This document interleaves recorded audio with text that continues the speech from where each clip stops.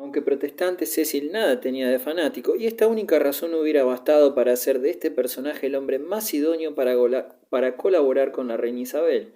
Juntos trazaron las líneas generales de la política interior y extranjera. La defensa de los intereses del protestantismo fue uno de los elementos de su política exterior, pero obrando siempre con cautela. La situación de Inglaterra no inspiraba motivos de optimismo excesivo. Según un observador extranjero, destacado para la entronización de Isabel, la reina es pobre y los recursos del país están, por decirlo así, agotados. Isabel se vio obligada a proseguir la guerra emprendida contra Francia por su hermana María. Si se toma en consideración el giro futuro de los acontecimientos, interesa observar que la reina comenzó su reinado siendo adversaria de Francia y aliada de España, pero en abril de 1559 la paz de Cateau-Cambrésis puso fin a la guerra contra Francia, perdiendo Inglaterra para siempre la plaza de Calais.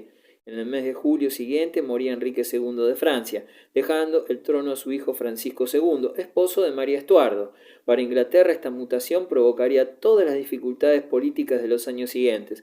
María Estuardo representaba un gran peligro para el nuevo gobierno inglés. En primer lugar, era la candidata católica al trono de Inglaterra, y para los católicos ortodoxos, esta descendiente legítima de Enrique VII sustentaba más derechos legales a la corona que la bastarda Isabel.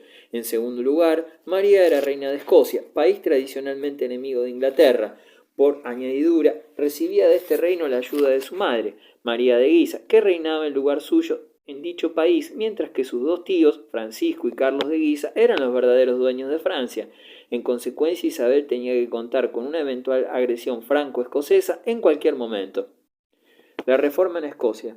Para comprender la situación imperante en Escocia es preciso retroceder unos años a la historia de este país. El rey Jacobo V había muerto en 1542, poco tiempo después de que un ejército inglés le infligiera una aplastante derrota en la que quedó aniquilado. Días antes de su muerte, su esposa, María de Guisa, dio a luz a María Estuardo, quien, cuando apenas contaba un año de edad, fue coronada reina de Escocia en otoño de 1543. A mediados del siglo XVI, Escocia vivía en permanente anarquía. La iglesia se hallaba en estado decadente. Los jefes de clanes o poderosas familias nobles reinaban como monarcas en sus dominios y no dejaban perder ocasión de incrementar aún más su poder. Cuando, al morir su esposo, María de Guisa asumió el gobierno del país en nombre de su hija menor de edad, pudo atraerse a algunos grandes señores a cambio de mucho dinero contante y sonante. Escocia padecía escasez crónica de numerario por ser la pobreza la característica de aquel país. Esta fue la causa de que se convirtiera en un juguete en manos de las potencias extranjeras, que no reparaban en gastos cuando se trataba de extender su influencia en tierras escocesas. Así, gracias al dinero de María de Guisa, Escocia fue durante algún tiempo protectorado francés y tropas francesas sostuvieron a la regente. Con el tiempo, los señores escoceses observaron que no podían fiarse de aquella protección, y poco a poco empezó a manifestarse una oposición política poderosamente apoyada por la Reforma, que comenzaba en aquella época a minar los cimientos de la antigua sociedad escocesa. El protestantismo escocés fue mucho más revolucionario que el inglés. Los escoceses despreciaban a la antigua iglesia por haberse dejado secularizar y exigían cambios radicales, además de la separación de la iglesia y el Estado. El príncipe paladín de estas ideas era el predicador Juan Knox, elocuente tribuno popular a quien el gobierno había hecho detener, enviándolo después a Francia, donde arrastró durante algunos años la espantosa vida de Galeote. Habiendo conseguido escapar, se dirigió a Ginebra. Allí recibió el inmediato influjo de Calvino. Knox, el patriarca escocés. De regreso a Escocia en 1559, Knox pudo comprobar que la Reforma había hecho allí grandes progresos durante su ausencia. El predicador se dedicó entonces a laborar intensamente para ampliarla todavía más, lleno de entusiasmo. Su acción resultó aún más peligrosa cuando empezó a predicar el derecho del pueblo a deponer un soberano que hubiera perdido su confianza. Ya no era solo el aspecto religioso, sino también el terreno político donde Juan Knox se mostraba revolucionario, es decir, opuesto al gobierno establecido. El movimiento reformista se identificaba en Escocia con las corrientes patrióticas. Juan Knox fue el fundador de la Iglesia Presbiteriana Escocesa. Nació en Lyford en 1505, se ordenó sacerdote en 1530 y abandonó la religión católica en 1542.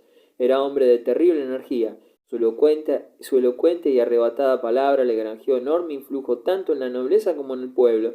Más tarde, la reina María Estuardo quiso atraérselo a su causa.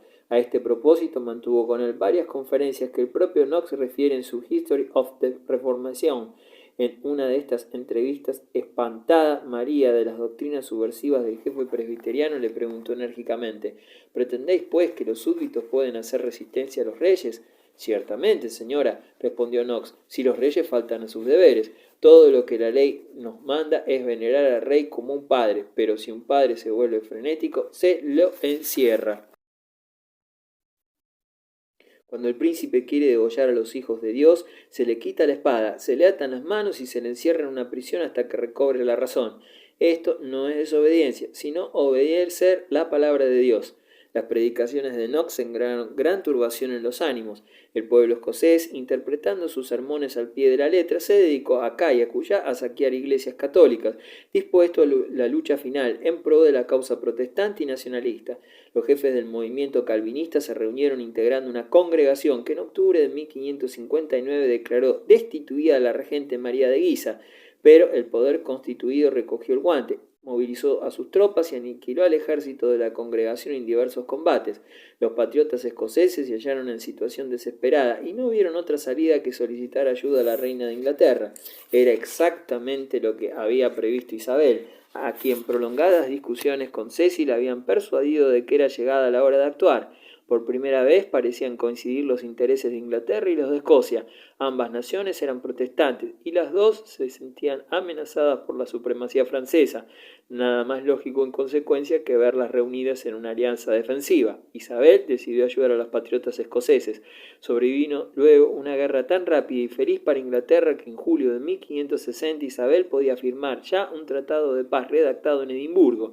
María Estuardo reconocía en él los derechos de Isabel a la corona de Inglaterra y renunciaba a todas sus reivindicaciones personales a la misma. Además, las tropas francesas debían salir de Escocia lo antes posible. El poder pasaba a manos de los patriotas protestantes y el gobierno escocés fincaría en lo sucesivo en un consejo de reino formado por 12 miembros de la nobleza autóctona. Isabel, pues, había disipado la amenaza francesa, logrando que los escoceses se pasaran a su bando. Podía estar satisfecha de su hazaña, aunque la aventura escocesa le hubiera costado nada menos que 134.000 libras, por lo cual decidió guerrear en lo sucesivo de manera más económica. Por otra parte, en diciembre de 1560 recibió la agradable noticia de la muerte de Francisco II de Francia y el advenimiento al trono de su hermano Carlos IX. Aquello significaba que se desvanecía el poder de los Guisa en la política francesa y el punto final de la protección y ayuda de que María Estuardo había disfrutado en Francia. Isabel de Inglaterra podía en adelante contemplar el futuro con mayor confianza. El conde de Leicester. Durante la época de las negociaciones con los escoceses circularon rumores pintorescos e interesantes en la corte de Londres. Las relaciones entre la reina y su gran maestre de caballerizas, Robert Dudley, mejoraban de día en día. Ya poseedor del título del conde de Leicester, Dudley figuraba como el más hábil, elegante y orgulloso señor de la corte. Su familia, sin embargo, no gozaba de muy buena reputación. El padre de Dudley era aquel duque de Northumberland que fue ejecutado a causa de sus conspiraciones contra la reina María, y su abuelo también había terminado sus días en el cadalso. El propio conde Roberto había trabado conocimiento poco grato con los calabozos de la torre durante el reinado de María, en la misma época en que se hallaba allí encerrada la princesa Isabel, aunque no puede afirmarse con certeza que llegaron a ponerse en contacto con ocasión de su cautiverio. Lo cierto es que Dudley se dedicó muy pronto a atraer la atención de Isabel. Ya en otoño de 1559 se cuchicheaba que el conde era el amante oficial de la reina y ésta deseaba casarse con él. Por supuesto, nadie ignoraba que Dudley estaba ya casado, pero se suponía asimismo que no dudaría un segundo en repudiar a su esposa, Amy Robsart, si llegaba el caso. Y en efecto, un día de otoño de 1560 la corte recibió una noticia sensacional. La señora Amy había sido encontrada muerta con el cuello fracturado al pie de la escalinata de su castillo en la campiña. Se inició una investigación acerca del suceso y el tribunal sentenció que se trataba de una muerte accidental. Pero, ateniéndose a las circunstancias, ni los contemporáneos ni la posteridad creyeron tal declaración. Era mucho más probable un suicidio y tampoco se excluía la posibilidad de un asesinato. Los enemigos de Isabel triunfaban. El embajador de Inglaterra en París escribía todo que todo cuanto oía decir acerca de la reina lo hacía estremecerse. Muchos creyeron a Isabel que había llegado su hora, y María Estuardo añadía una frase más al concierto de las imprecaciones. La reina de Inglaterra está a punto de casarse con su caballerizo mayor, que acaba de asesinar a su esposa para eliminar obstáculos. Los consejeros de Isabel atravesaron momentos de angustia. ¿Llegaría la reina a casarse con Dudley? En tal caso, todo estaba perdido, porque la indignación popular se desencadenaría contra la corona. Por otra parte, ignoramos los sentimientos y pensamientos de Isabel en aquellos críticos momentos. De todos modos, lo cierto es que no se casó con Dudley. Tanto su inteligente realismo como la conciencia de sus responsabilidades o sus complejos triunfaron por igual en este conflicto, en que, por vez primera, parece que estuvo tentada a posponer sus sentimientos personales al interés del Estado. Roberto Dudley no fue rey de Inglaterra, pero continuó siendo el favorito de la reina y uno de los principales personajes de su consejo. Dudley nada tenía de estadista, pero demostraba poseer una receptividad netamente romántica ante las ideas de la nueva época. Poderosamente atraído por los orgullosos designios de quienes querían convertir Inglaterra en una potencia naval, estaba siempre dispuesto a apoyarlos con su influencia y con su dinero. Pronto fue el centro de este grupo político enérgico e influyente, que se servía de él para conseguir sus fines. Aquellos hombres consideraban que el primer deber de Inglaterra era entablar una lucha a muerte contra las potencias católicas, y estaban persuadidos de que tal contienda tendría como fin poder someter al mundo. De este modo, Dudley se convirtió en el representante de aquel grupo activista de la política inglesa. En cambio, Cecil no cesaba de recomendar prudencia y defendía una política de expectativa. La reina Isabel y los hugonotes. En marzo de 1562 la matanza de Vassy preludiaba la larga tragedia de las guerras de religión en Francia. En una más amplia visión de conjunto, Vassy puede ser considerado como el primer episodio de la grandiosa lucha internacional entre protestantismo y catolicismo, contienda que llenó toda la segunda mitad del siglo XVI. El drama de Vassy corroboró la convicción de Isabel de que una Francia católica representaba quizás más que cualquier otro país un peligro para Inglaterra.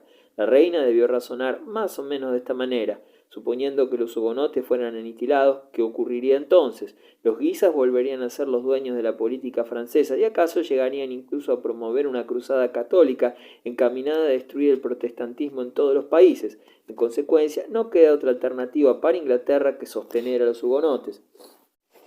Tan lejos llegaron las cosas que la reina pactó en 1562 con los hugonotes, prometiéndoles el envío de tropas inglesas si ayudaban a Inglaterra a recuperar la plaza de Calais. De hecho, los soldados ingleses llegaron a pisar suelo francés en 1662-63, pero la lucha fue de muy dudoso resultado e Isabel recibió una lección de la que se acordaría algún tiempo.